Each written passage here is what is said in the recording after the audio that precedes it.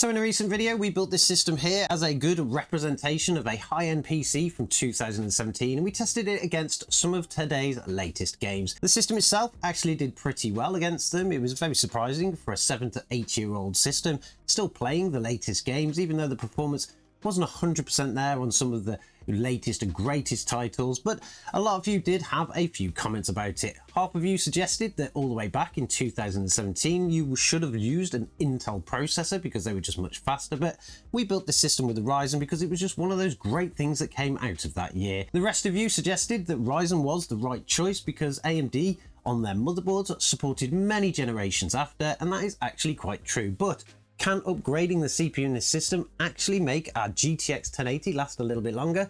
Well, today we're going to find that out by dropping a new one in.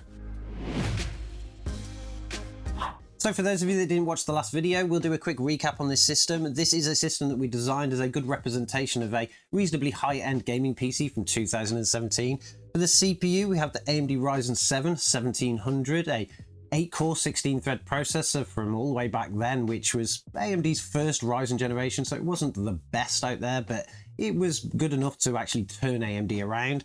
We had 32 gigabytes of DDR4, where DDR4 was actually starting to become mainstream then, so we got some super fast RAM speeds. And of course, we have the famous Nvidia Geforce GTX 1080 Ti, which many of you out there still say that you're still using today, and they're perfectly fine. And this system kind of proved that you could probably be getting away with it even still today. During the testing though, we did find a bit of an issue with this system, and that was of course that the CPU, even though it was a Ryzen processor, was still too weak for the GTX 1080 Ti, and it really held it back in particularly the very CPU intensive games, and that really did affect our performance. But of course, being AM4, that means we can actually upgrade it, and 7 years later they have literally just stopped making AM4 CPUs, so there are some fantastic options out there. If you were to do this though, it does depend on the motherboard that you've got. All the way back then, you would have had the 300 series motherboards. Not all of them will take the latest and greatest AM4 CPUs. For us, of course, it will work because in this system, we are using a B450 motherboard. It's something that didn't exist back then, but it is the only motherboard that I've got. I did, though, check up on the Asus website, and the B350 version of this motherboard does also have BIOS updates to support the latest AM4 processors, so we're going to go for that because it will generally work as well. And you do need to check the motherboard that you've got. Most of the websites out there will list all of the CPUs that they support, and to be honest, most AM4 motherboards will support something a lot higher than the 1700, so you're pretty much going to get away with it too. The CPU that I'm going to be upgrading to today is this one here, and it's considered as the fastest gaming processor on the AM4 platform. It is of course the AMD Ryzen 7 5800X3D. They are becoming rare now to be able to pick them up because AMD doesn't make them anymore, and people want some ridiculous prices for them pre-owned, but I do have one in the studio, so we're going to be dropping that in. That will give us a view of how fast this system could potentially be, although I probably wouldn't recommend you going out and buying one nowadays. They are a little bit more expensive.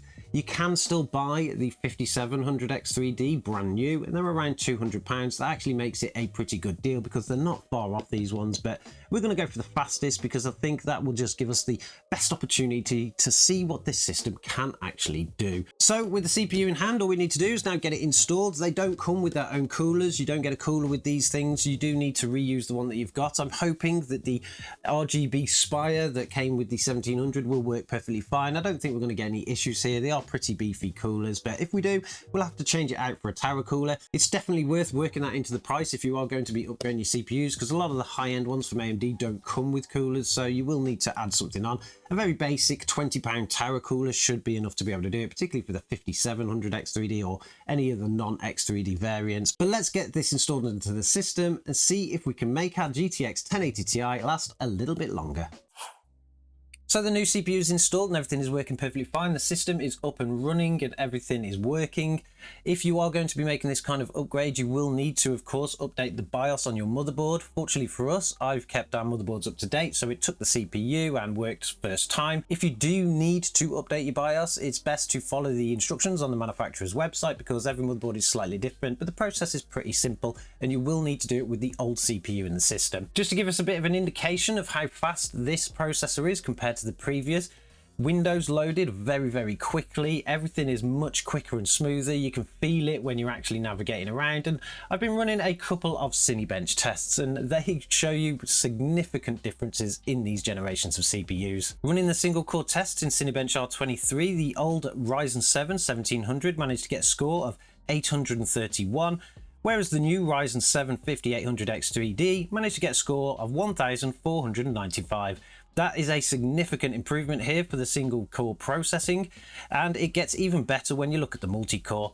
For the multi-core tests, the older Ryzen 7 1700 managed to get a score of 7893, whereas the new 5800X3D managed to get a score of 13,405. That is nearly doubling the multi-core performance here, which will make all of the difference, particularly when it comes to the ones that like to utilize more than one core. That is just a productivity test using Cinebench. Of course, we want to test this while gaming, and for that, we're actually going to be testing Space Marine 2. Now, in our previous video, we featured Stalker 2 because it was the newest release, but against our testing, Space Marine 2 actually did show up the bottleneck on the CPU more than anything. It really restricted the GTX 1080 Ti, and in most cases it just really couldn't even get to 50% utilization. So we thought we'd give this a test. We'd start out with something very basic on a preset, and then we'll try to configure it to see if we can get it to our magical 60 FPS target. While the game is loading up, it's worth noting that because of the new CPU, of course, we're going to get a much faster load time, and particularly in modern games where we have to compile shaders and things like that, all of that stuff is going to go much faster, so you're going to notice a big difference. We can already tell that the system is starting to really warm up now with the new CPU, and we're getting a little bit of coil whine off of our GTX 1080 Ti. I didn't even notice that before because it really just couldn't get to its full potential, but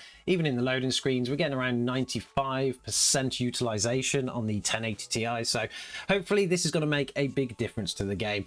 The game is, of course, loaded up perfectly fine, and it's very quick, which much quicker than the previous system. We had to wait around a little bit for things to load and compile, but what we'll do is before we head into game, we'll head over to our settings, double check what we've got configured. We are still going to be running in 1080p because this is naturally a 1080p system even with the new CPU.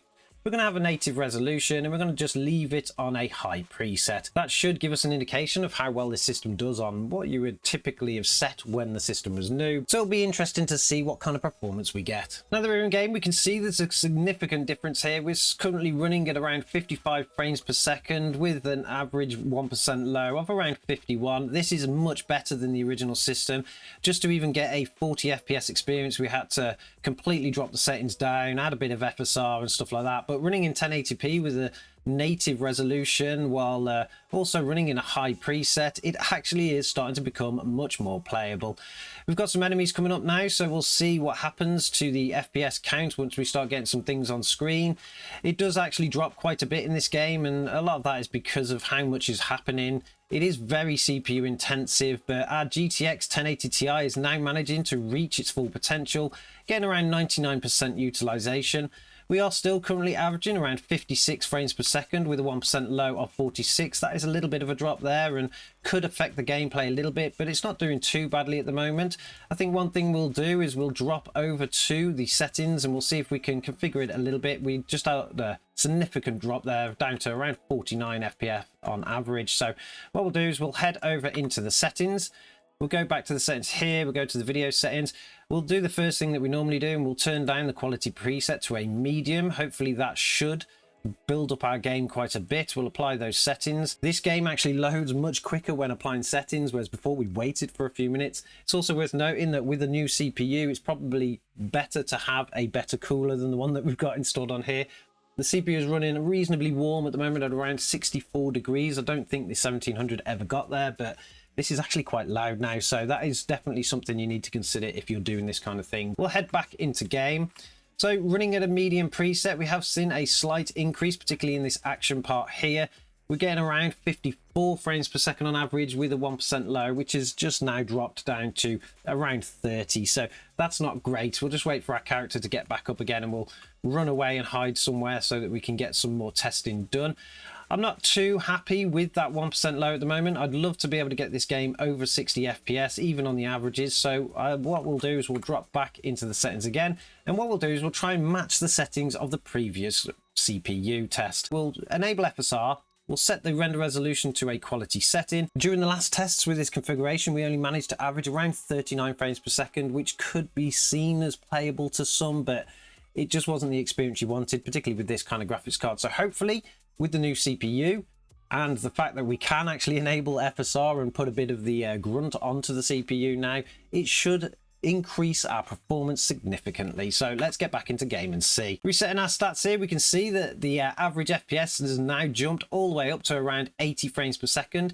There isn't that much difference in terms of game quality. Everything looks pretty much the same, and that's the beauty of having some decent upscaling now with the different types of games that are coming out. You kind of definitely need it really if you're on an older graphics card, but we're currently averaging 74 frames per second with a 1% low of 59, 58. That is a near 60 FPS experience, and there is a lot happening on the screen here. So I think it's clear to see that this system with the new CPU upgrade can clearly handle this game in a 1080p resolution, and it's going to give you a pretty decent experience too. Now that we've tested Space Marine 2 and we've got it playable to most people's kind of target really, 60 FPS, 1080p with a pretty decent kind of preset going on, it's now time to have a look at all the other games that we tested and see what kind of a difference this CPU would really make.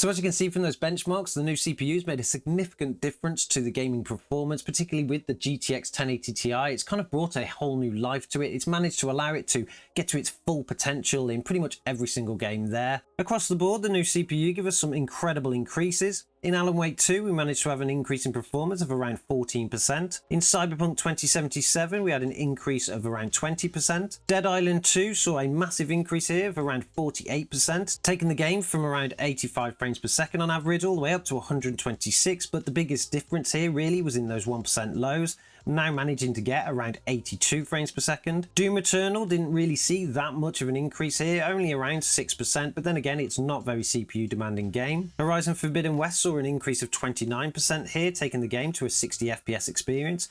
Red Dead Redemption 2 saw the highest increase in performance here of around 85%. That did take the game from about 55 frames per second on average all the way up to 102. That game is a clear example of one that is not the latest, but is still a very CPU demanding game. In Space Marine 2, we saw an 18% increase in performance, where we still didn't quite get the 60 FPS experience out of it, but it was much better. And then in Spider-Man Remastered, we saw a great increase here of around 79%. Again, that took the game from around 68 frames per second all the way up to 122. Then the last game in our testing was Stalker 2, probably the newest title on the entire list. We didn't quite manage to get a 60 FPS experience here, but we did see an increase of around 16%, which made the game much more playable, although with the low 1% lows on this, you probably still wouldn't want to play it. With a lot of these games reaching over 100 frames per second with the new CPU, you could actually start increasing your resolution. You could still get a 60 FPS experience on a lot of them in 1440p, which actually starts to take the system to the next resolution as well. But there were a couple on there where you still couldn't quite get the 60 FPS, particularly in the standard high presets, so we decided to do a little bit of adjustment in them just to see if this system from 2017 with a new CPU could actually get there. Now, aside from Space Marine 2, which we have already featured and shown that we can get a 60 FPS experience out of with a little bit of configuration, we could also do the same for games like Alan Wake 2, now running the game in 1080p, but this time with a medium preset while enabling FSR with a quality setting. You can get an average of around 60 frames per second with a 1% low of 44. That's not the greatest result, but it does mean that the game is now playable on this older system, and you can pretty much get away with it all the way through. Stalker 2 was the other title where we couldn't quite get that 60 FPS experience, but now running the game in a 1080p resolution with a high preset while enabling FSR 3 with a native resolution and frame generation. This system can achieve an average of 82 frames per second with a 1% low of 65. The game actually looks okay like this. There's absolutely no problems with it visually, and it seems to play reasonably smooth, particularly as it's a slow-paced game anyway, so you don't really notice any kind of issues with the frame time. So I think that is a big win as well. So there we have it. You guys asked me to upgrade the CPU in our 2017 system because we were on AM4, and that is one of the benefits of it. And it is proven that you can get a significant increase in performance across the board. You can now play games like Alan Wake 2 and Stalker 2 with your old GTX 1080 Ti. So I think if you bought one of them back then on an AM4 platform, you kind of won really, because you can still play those modern titles today. Let me know in the comments what you think about the upgrade to this system. Is it something that you've done or something that you're planning to do if you're still on AM4? Like I said previously, I probably wouldn't bother looking at the 5800 X3D anymore because these are quite expensive, to be honest. I did look them up on eBay and people want around £300 for them. I don't even think I paid that for it new when I bought this one. So there are alternatives that you can go for. If you want a brand new one, the best thing that you can go for is probably the 5700 X3D, particularly if you are in the UK, because the 5600 X3D is not actually available to us. The 5700 X3D is actually around £200 brand new at the moment, and it will still give you pretty much that kind of performance. Otherwise, you could go for something that's still a 5000 series, but you go for something like the 5700X. That's actually a fantastic buy at the moment.